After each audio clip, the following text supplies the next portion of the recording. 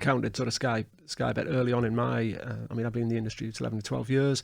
It was one of the very first appointments and meetings that I had, and I'd been promised all these exotic locations, and I had the Tote in Wigan, and then I did yourselves in Harrogate, and was it an old electricity?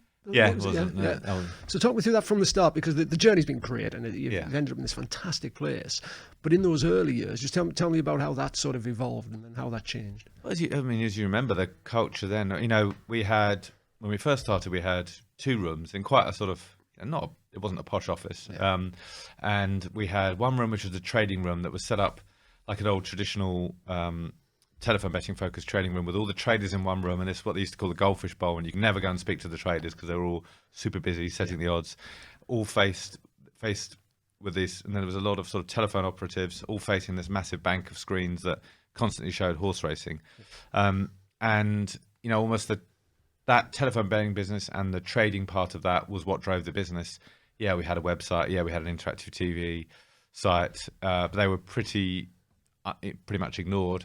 The biggest focus of the week what would be in the Racing Post ad and what would be in Pricewise, and which horses were going to win, which it was probably like the William Hill room that many people had come from. So it was an old-fashioned telephone betting horse racing business with a small number of quite high-staking clients, with no real tech, digital, social media focus. When did that start to change, and what was the driver behind that then? I guess that was partly what I brought to it. A lot of, I think, what I brought to it. So, at that point I was working for, and to be fair, Nick Rust, who I was working for at that time, was quite progressive, and he'd come from the, I think Ladbrokes at the time, come from the e-gaming, as it was part then. He'd started some of the moves towards this and, got me more involved in the company. I think the combination of that and Sky taking more of an interest, and then when Nick left, I took over. We really accelerated that dynamic towards a tech business.